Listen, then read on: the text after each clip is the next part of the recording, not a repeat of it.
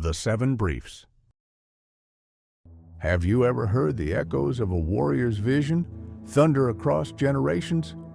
What if a child, not yet 15, stood amid gunfire and glory and lived to tell the tale? This isn't a myth. This is history. And behind it stands a boy named Black Elk. Not just a witness to one of America's bloodiest chapters, but a soul who carried the memory of it all. Today, on the 7 Briefs, we unveil the untold story of Black Elk and the Battle of Little Bighorn, a tale of courage, blood, vision, and the enduring spirit of a people who refused to vanish. Let's begin.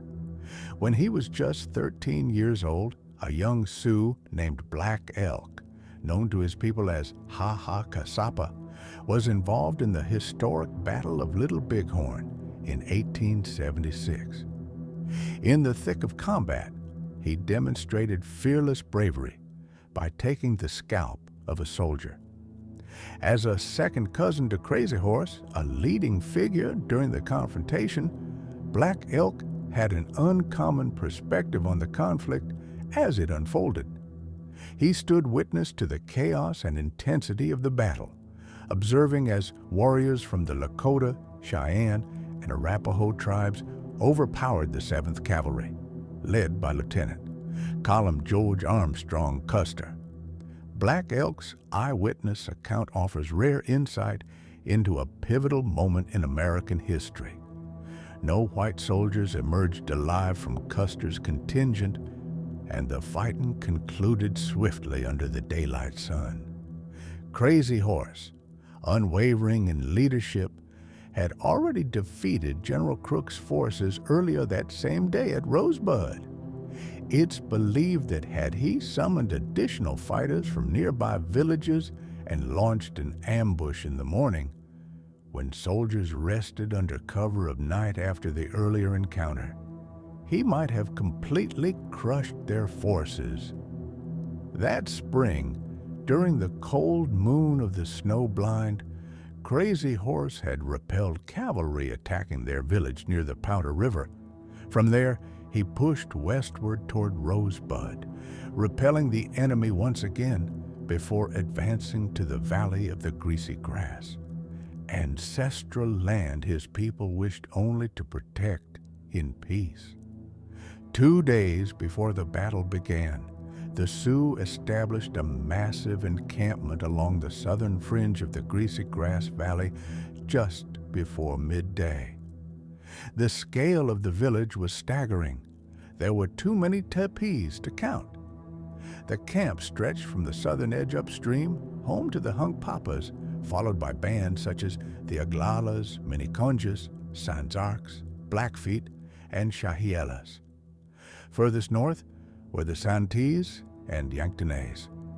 On the east side, the Greasy Grass River ran high with melted snow flowing from the Bighorn Mountains, its banks lined with trees. From a nearby hilltop, the mountain ranges to the south and west were clearly visible. Across the river, rugged hills and bluffs rose, cut by deep ravines. Westward, gentler hills served as grazing grounds and shelter for countless horses. A warrior named Rattling Hawk, who had been wounded at Rosebud, was treated by a medicine man known as Hairy Chin. The day before the battle, as Black Elk was about to swim with friends, Hairy Chin summoned him to Rattling Hawk's teepee to assist in a sacred healing ritual. 5 other boys joined him, chosen to embody bears for the ceremony. Hairy Chin's spiritual power came from a dream involving a bear. He painted Black Elk's face and body in yellow, added black streaks beside his nose, tied his hair in tufts to resemble bear ears, and placed eagle feathers in his hair. As this transformation unfolded, Black Elk remembered a powerful vision and felt himself lifted from the earth. In that instant, an overwhelming understanding settled upon him, too vast for words. He sensed that a great misfortune was looming, The other boys were painted entirely red, each crowned with real bear ears. Wearing an actual bear skin, Hairy Chin began to chant. At the lodge entrance, sacred herbs were laid out, and two women entered, one with a water-filled bowl, the other with a bundle of herbs. They sat on either side of Rattling Hawk. Black Elk stared at the water vessel, trying to see if it reflected the sky, as it had in his vision, but he couldn't be sure. As Hairy Chin continued singing, the water and herbs were offered to Rattling Hawk. Then a red cane was passed to him. Miraculously, he stood. Relying on the sacred staff, Rattling Hawk exited the lodge with the two women. The boys, painted as bears, danced around him, growling and playing their parts. Colorful feathers protruded from their mouths. Hairy Chin followed them out, crawling on all fours, his form uncannily like a bear's. Rattling Hawk's limp began to ease, and although he didn't fight the next day, he was soon strong again.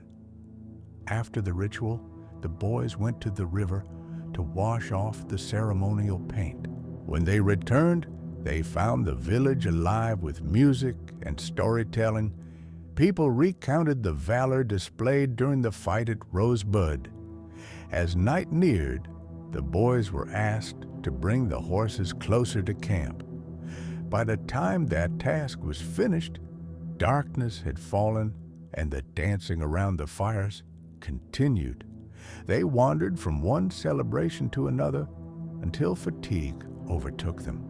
At dawn, Black Elk's father roused him, instructing him to help graze the horses. He taught his son to tie a long rope to one of the animals for easier capture, emphasizing the need for alertness in case of danger. By midday, the sun was blistering, and several boys sought relief in the river. One of Black Elk's cousins offered to watch the horses as the others swam. While applying grease to protect his skin, Black Elk was seized by a strong sense of unease, as if calamity was imminent. Still, he joined his friends by the water. To the west, villagers were digging turnips, and others were also swimming. Suddenly, the alarm call rang out from the Hunkpapa camp. "The soldiers are coming! They're charging!" The warning swept rapidly across the encampment, reaching even the distant northern camps. The Oglala crier repeated the alert, his voice becoming more urgent. Panic erupted as everyone scrambled to secure their horses. Luckily, Black Elk and his group had their animals nearby. His older brother rode off on a sorrel horse toward the Hunkpapas. Black Elk was on a buckskin mount. Seeing his brother gallop away unarmed, their father ordered Black Elk to retrieve the pistol his brother had left behind. He also gave him a six-shooter, a gift from Black Elk's aunt. Mounting his pony with the firearms, Black Elk pursued his brother. Just beyond the Hunkpapa camp, dust rose thick as many warriors, still soaked from the river, rushed in every direction. The soldiers emerged through the haze, tall and fierce atop their horses, discharging their weapons. His brother called out for him to turn back, brandishing the revolver. Nearby, a wooded area was filling with warriors. They both rode there. Women and children were already fleeing downstream, some climbing hills to escape. In the woods, bullets tore through the trees. Women gasped and ran. From among the turmoil, voices shouted, "Be brave! Don't act like women!" Black Elk believed this was the moment Gaul rallied the warriors to hold their ground. Remaining in the woods, Black Elk reflected on his vision. It filled him with certainty that the enemy would be defeated, that his people were made of thunder. Then came a thundering cry. Crazy Horse was arriving. From the north and west came his warriors, heralded by the sound of eagle-bone whistles and the fierce cry of Hokahi, like wind through the trees. Dust and gunfire engulfed the valley. To the left, the sounds of retreating cavalry could be heard, the clanging of horse hooves on stone, shouts, and weapons firing. Through the underbrush, horses burst forth, followed by men yelling, "Quick! Move fast!" In the confusion, warriors and soldiers became entangled. Though Black Elk couldn't reach the front lines due to the chaos, he did witness a Lakota warrior confronting a soldier who held his ground and fired his revolver as the Lakota grabbed the reins. Being small, Black Elk couldn't push through the throng and didn't engage directly. The fighting spilled into the river where warriors and soldiers wrestled in the current. The clash of bodies and hooves echoed like a storm. When they emerged from the water, warriors stripped fallen soldiers of their gear, wearing it proudly. Black Elk saw one wounded soldier still alive. A Lakota warrior urged him, "Boy, scalp him." Black Elk dismounted and tried, but the soldier's short hair and a dull blade made it difficult. As the man gnashed his teeth, Black Elk shot him in the forehead, then took the scalp. Warriors surged up a distant hill, pursuing fleeing soldiers. Others moved downstream. Above the Santi camp, clouds of dust hung in the air. Lakota fighters wove through it like birds, with gunfire echoing endlessly. Black Elk decided to show his mother the scalp. On his way, he saw a bold young woman with the warriors. She sang, "Brothers, your allies are here. Be brave. Don't let them take me." Passing through the Oglala camp, he saw Rattling Hawk in his teepee, alone with a gun, singing sorrowfully, "What can you do, brothers, that I cannot?" On the hill with the women and children, the crowd cheered and tremoloed for their warriors. Black Elk's mother gave a special tremolo when she saw the scalp. He stayed with her a while, watching the battle from afar. Riderless horses ran from the dust clouds. Many boys his age, some younger, encouraged him to join the fight. They mounted ponies and rode toward the conflict,